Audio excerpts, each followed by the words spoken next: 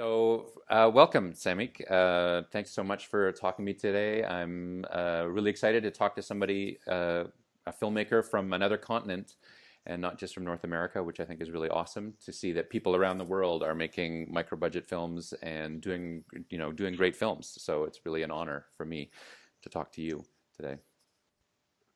Uh, Thank you so much. It's an honor to me to talk to you regarding my films, and obviously it's another continent, but filmmaking, micro-budget filmmaking is almost the same process all over the globe, I guess. Yes, yeah, no doubt. But scrambling to get together the resources and make it happen somehow without losing your mind. Um, Right, right, absolutely. So maybe first let's tell me about your film, and let's start from there. Actually, maybe you could share with people the story behind your movie. Yeah, so I've been like struggling in the industry, in Indian industry, to make a feature film for last 3 years now. So I've been meeting producers, financiers to make a film, a feature film. I've made 13 short films, and everywhere I got appreciation, and I've got encouragement, but not the finances to make a feature film. So that has been the struggle here. Hmm. I've met producers who loved my ideas, who encouraged me to make more short films, who encouraged me and told me that they'll make a feature film with me. But then, for some reason, they go with the tried and tested directors of the industry. Hmm. So that's the scenario all over the world, I guess. Yeah, Um, definitely. yeah. So what I thought after struggling for 3 years, I thought, let me make my own film. But then I cannot spend that much money. I don't have that much money. Um, I I used to work for a huge visual effects studio before. It's called Rhythm and Hughes Studios. Uh, like the studio got multiple Oscars for visual effects. So I left my job from like on. I left my job at like around 2011, and thought of making films. But I told you that I've been struggling to get a financer Hmm. or a producer, proper producer. So after that, I thought let me check how much money I have in my fixed deposit, and I got all the money out from bank, and I started making this film. Uh, to start with, I thought I would go with a story that is very near to me, like the story of my own city. Hmm. I live in Kolkata, um, mostly known as Calcutta all over world, Hmm. in India. So I know this city, like I know each and every nick and corner of the city. Each and like I know the city by its pulse, by its veins. So I thought of making a movie that is very much a story of Kolkata or Calcutta. So, and if I look back to all my short films, mostly my short films had female protagonist. I have no idea why I have chose this and made most of my films with a female protagonist. Yeah, I was going to ask you Um, about that. It's it just interesting. comes. Hmm. Yeah. So the same thing goes with this film. I um, I got a suburb girl coming and staying in Kolkata with a vision, with a desire to learn guitar. Hmm. And then this city has this culture that if you want to make like learn music, you have to be somewhere, you have to be a little intoxicated, or else you cannot get deeper into music, Hmm. which I personally think uh, this has no like this is a misconception altogether. Hmm. You can make you can make music, you can make something different being intoxicated, that's fine. But to learn music, to get deeper into music grammatically, you need to be intoxicated. It's a misconception. Hmm. Mostly the youngsters over here, they are misleaded by senior musicians that you got to be intoxicated to learn music. Hmm. Yeah, I mean, it's So in North America, it's also romanticized with writers and stuff. Hemingway and Fitzgerald. The bottle of booze next to them while they're writing, and somehow that releases your creative abilities. yeah, maybe to someone it helps. Maybe to someone it actually gives you a boost or something. But then it's not necessary. I don't think it's necessary. And misleading young people, telling them that to learn something you have to be intoxicated is totally wrong, which I Hmm. feel. I thought let's make a movie on that, because I was misleaded like that when I was a kid, and I had a band, and mm, people told me, the senior musicians told me to do so. And I've seen a few enthusiast musician going on the wrong direction. Finally, after getting into drugs and all, they actually forget to learn music. They are mostly into drugs. They don't actually, yeah. Yeah. So they forget their destination. It's no more the music. It's only drugs after that. Hmm. So that's the case over here in this part of the country, like the northeastern India region. Hmm. So I thought of portraying that through my film. Hmm. But it's So interesting. I mean, yeah, the drugs are for sure a big part of it, and her relationship to drugs and so on. But so much of it is about all the struggles she goes through step by step, trying to learn guitar. I mean, it's a real kind of quest journey story of her just right, like, I want to right, learn guitar, and it's so hard for her to learn guitar, especially as a woman. I mean, yeah, it was a really wonderful story for that, to see her just desperately want to be a musician and keep coming up against obstacles and continuing to attempt to learn right, guitar. yeah. And then there is a parallel story of a filmmaker as well, which actually at some point reflects my own life. Hmm. So if you see the guy with the camera, always with the camera and showing whenever that guy is there in the film, it's shown through his camera. So that's a parallel story that goes on. So it's two quest, two journey of two different people. Like one is Dia, the girl from the suburb who wants to learn guitar so desperately she can go, she can go to any level to learn and complete her quest. Hmm. And in there's this guy who is somewhat in love with Dia, and also mostly in love with filmmaking, who has a quest, and that comes to an end where the story has a wrench. Hmm. Yeah, yeah, no, it was a nice twist, and I didn't see it coming. I wasn't sure how it was you were going to use that sort of POV footage with the sort of more traditional shooting until right until the end, and it was a surprise. It was a really nice twist. Right.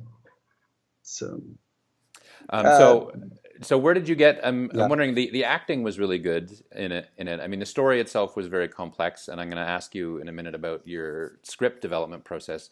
But where did you get the actors from? Mhm. Because it was good acting.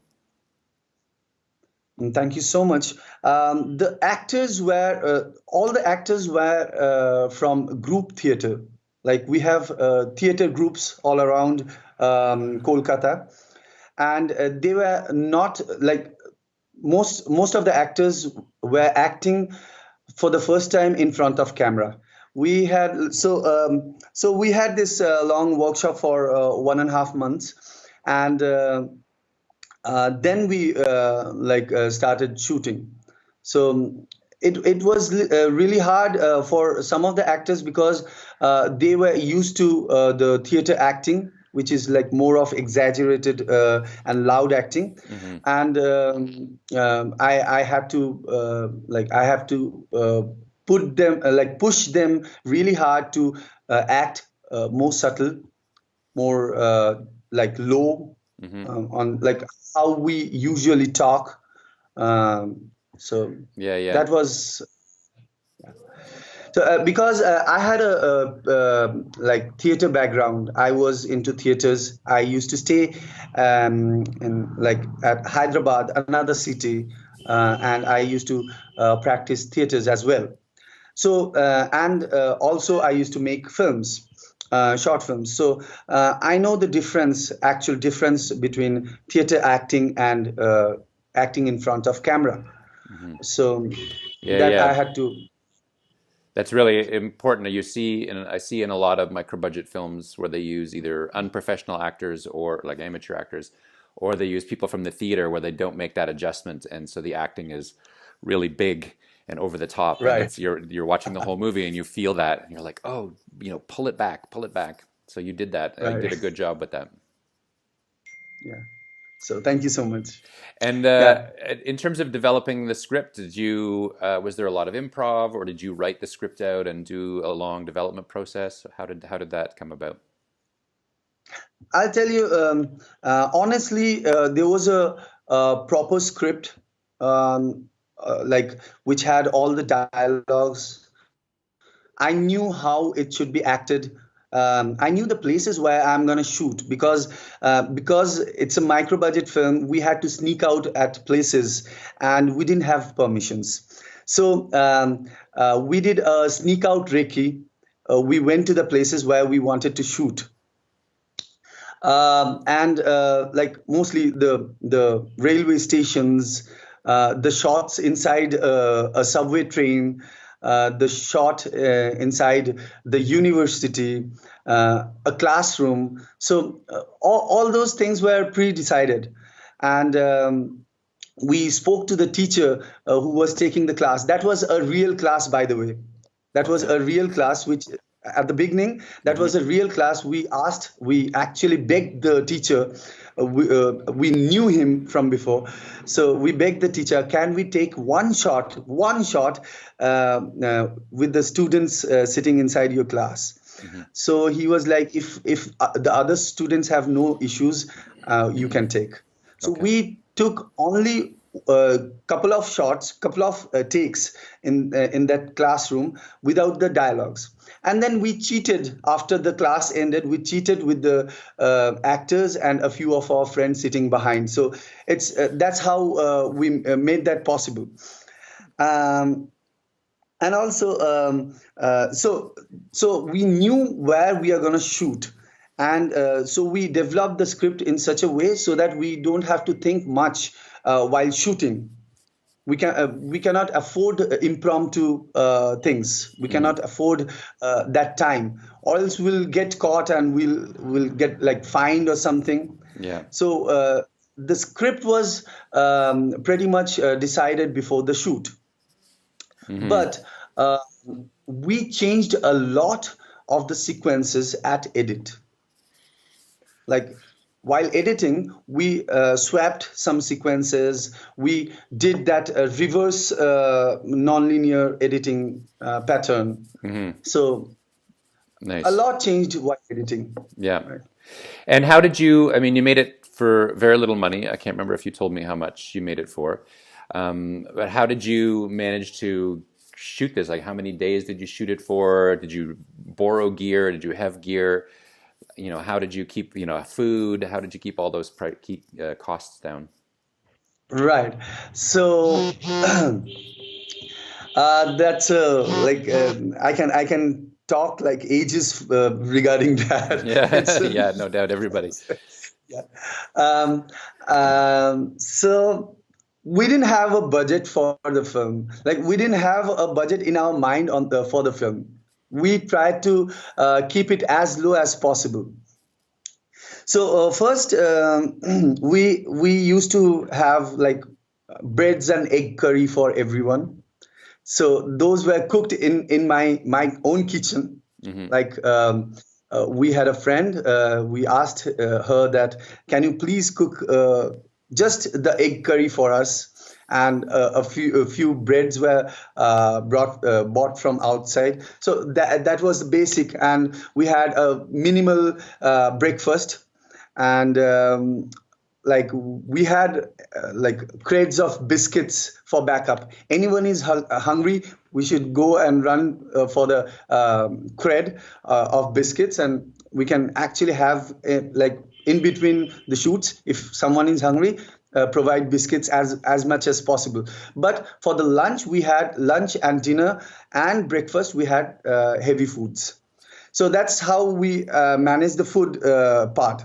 Uh, at places, our friends used to cook and bring food for us. So those were their contributions. Oh, nice. So we asked our friends, like, you can contribute either through money or through food or through gears or through your car. Like, we need car for transportation. Please provide us your cars. So our friends really actually stood by us, providing some of them. And now, apart from that, equipment wise, we hired like we didn't have even a 5D camera. We have a 550D camera, which is a T2i, like Canon T2i. Okay. In America, they like US, they call it T2i, right? I think so. Yeah, yeah, yeah. I did. We shot on Rebel a. T2i. Yeah, it's the Rebel. Yeah, yeah. It's the one below the 5D. 5D, I know. We had a Rebel T2i, and we had like we hired a Canon 5D for a few days. So it's like it's a crop sensor camera, Hmm. Rebel T2i, and we also had 5D for a few days. We shot the entire film in like 28 days. Oh, wow. It's a pretty long shoot for a micro Yeah. budget. Yeah, because we didn't have actors for we didn't have actors for every day.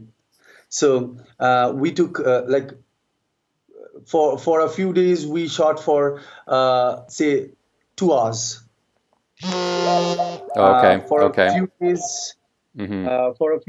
we shot all through the night. So for the equipments, like a few of the shots which we might have used a crane or a jib or something. We mostly stood on huge ladders and took. We piled up a couple of chairs and stood on top of that and did it handheld. We had a broken tripod, and we made a rig from that tripod, and we used that for a couple of shots, like for the body rig shot of the girl. So Okay. Yeah, we yeah. we made a body rig Remember this. with a broken tripod, and then for a crane shot or a slider. Like, believe me, after making this film, now we have got everything. We have got a hand crane, we have got a slider and everything, because people started recognizing us, and we are getting more and more work, like the corporates and ad films work, and so we can buy those stuff. We ourselves can buy those stuff, but then we didn't have those. So what we did is we took a wooden table, and we took a sweater. You know what's a sweater is, right? A sweater, like a jumper? Right, like right, this. Some, jumper. yeah, Yeah, something like that. yeah. We took a jumper which has low friction on the table surface, and we kept the camera on top of that, and we slided that the sweater on the table so that it doesn't have any friction and it doesn't stop. So we took all the sliding shots on that That's awesome. mostly. Sweater slider. That's great. Right. So we made like we made all those things, and we call it in Indian language we call it jugaad. Jugaad is like something you manage. So Hmm. we have this word jugaad. So we did most of the shot by jugaad.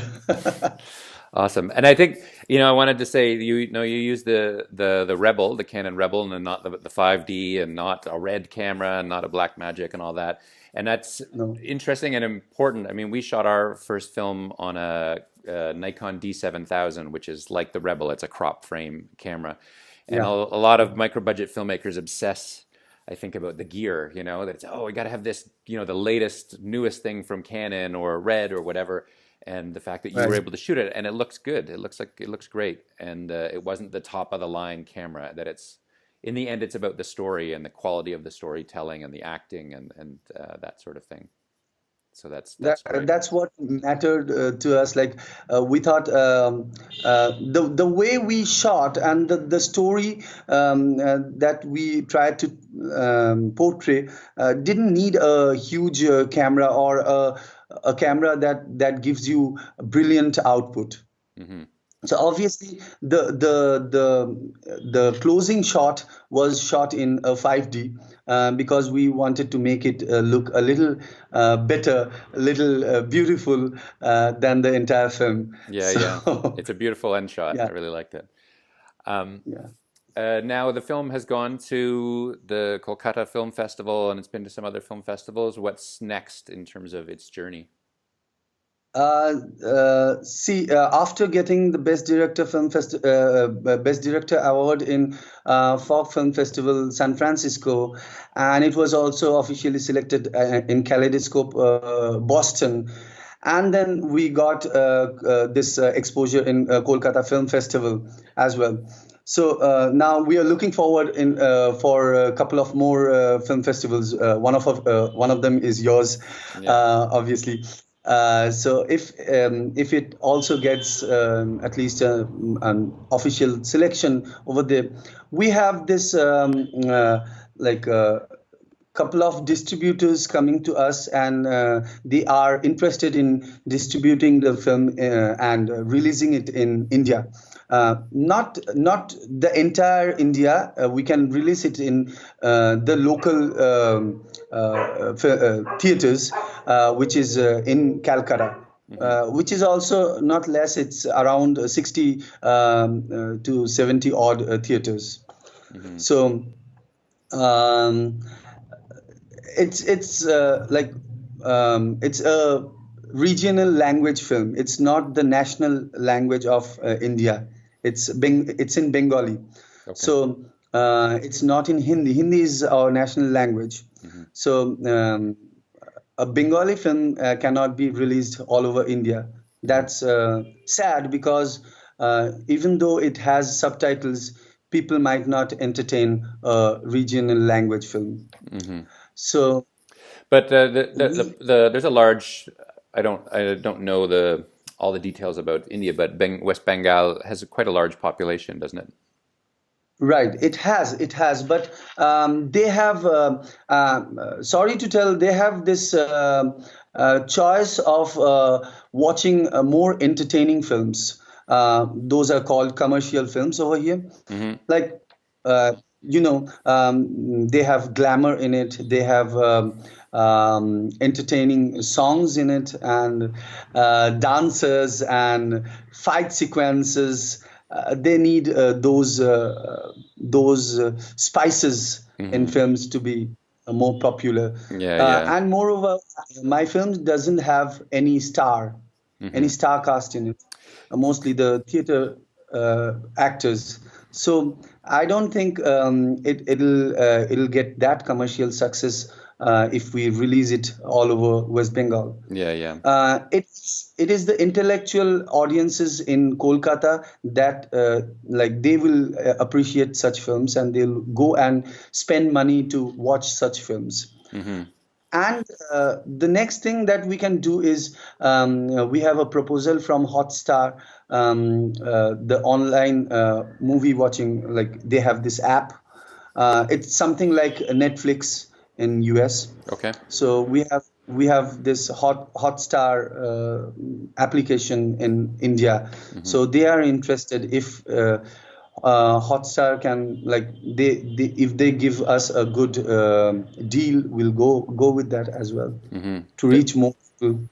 Well, that's awesome. I mean, I know there's limits, and what you're saying about India, of course, and West Bengal applies here because India has a huge film industry with Bollywood. I mean, maybe not everybody in North America knows that, but India is probably, Bollywood is bigger than Hollywood in terms of the number of people who Right. watch Bollywood movies.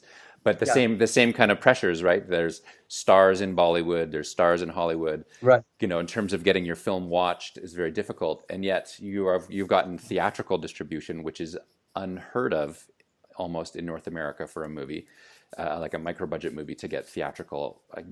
I can't think of maybe two or three that have gotten it in the last 10 years. And then to get Mm. have the possibility to get on India's Netflix is amazing. So, I mean, congratulations for that. That's a huge success for a micro budget. That's super awesome for you. And is that going to lead now to, the next film? Yeah.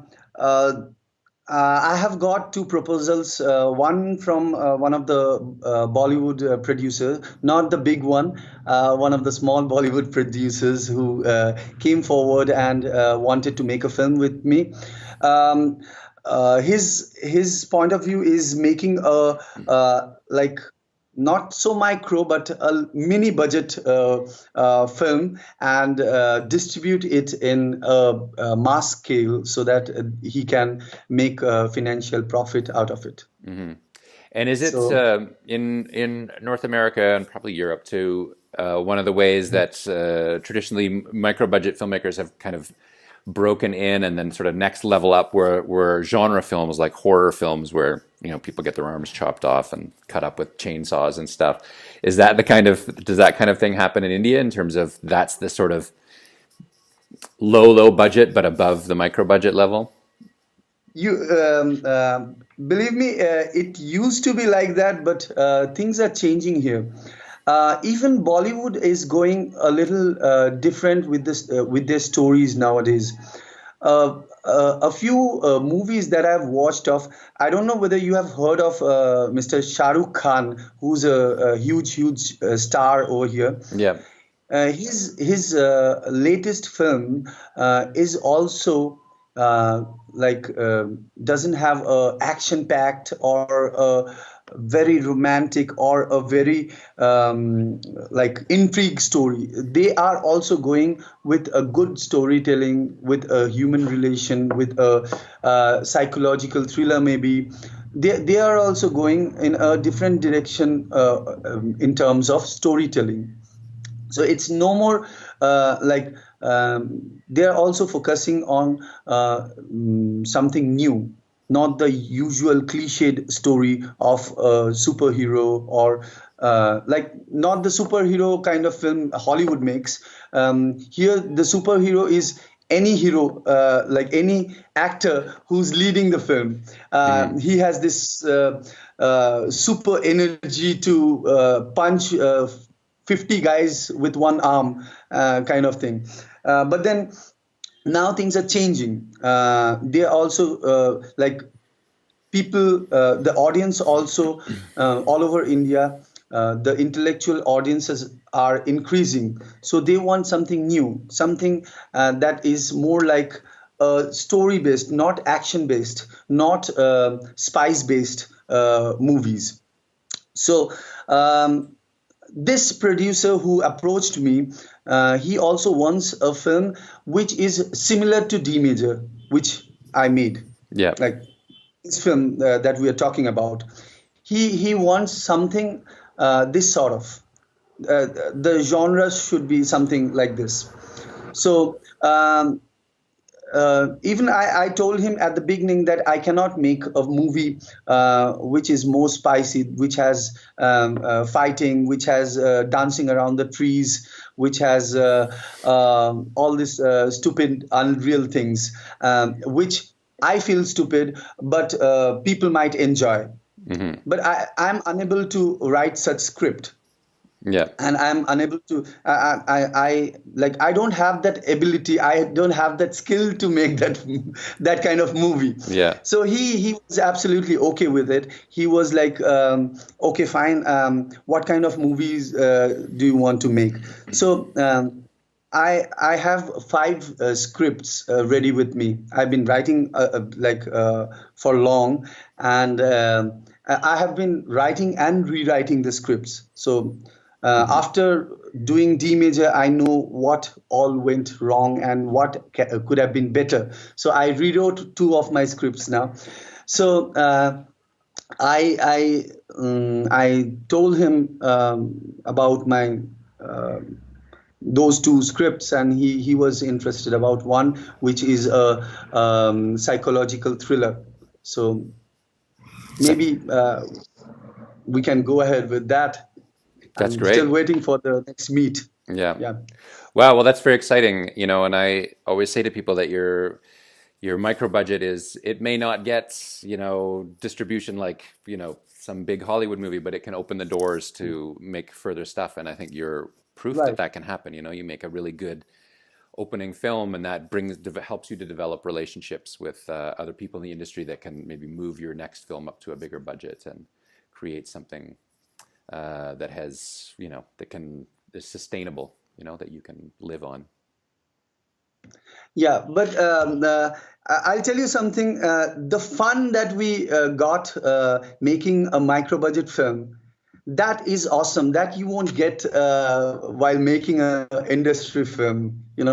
Um, the way we made D major, or the way we make short films, those are like really something like a way how you can learn more about a teamwork, more about um, you know a selfless work, more about a selfless art you make.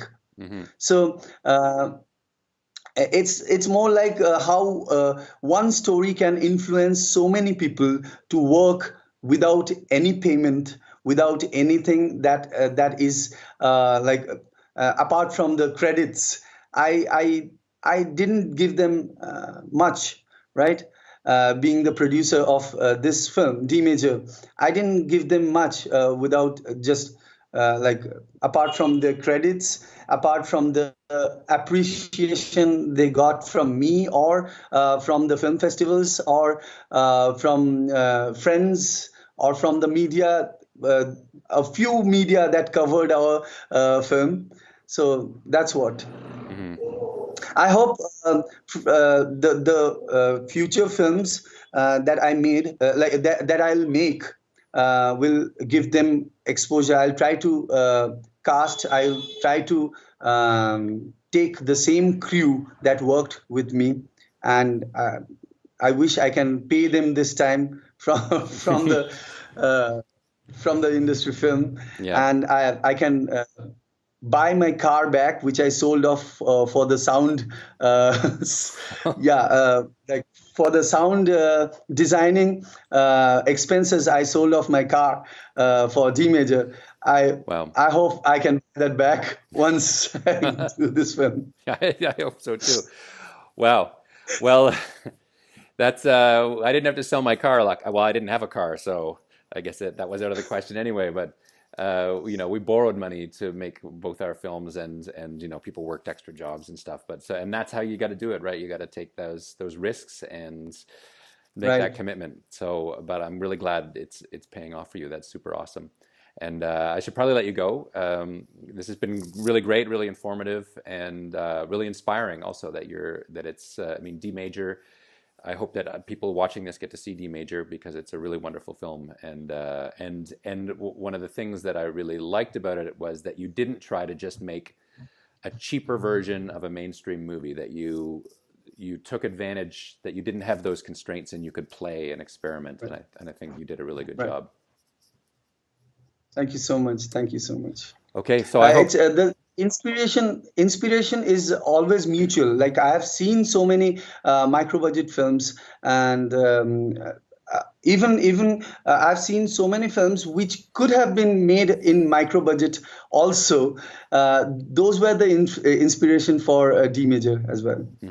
So like mostly I'm really inspired from the Iranian films. Like one of the most inspirational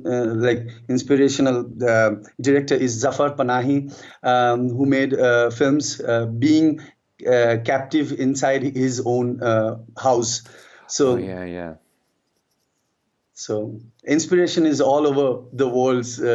Like you just have to choose. Yeah.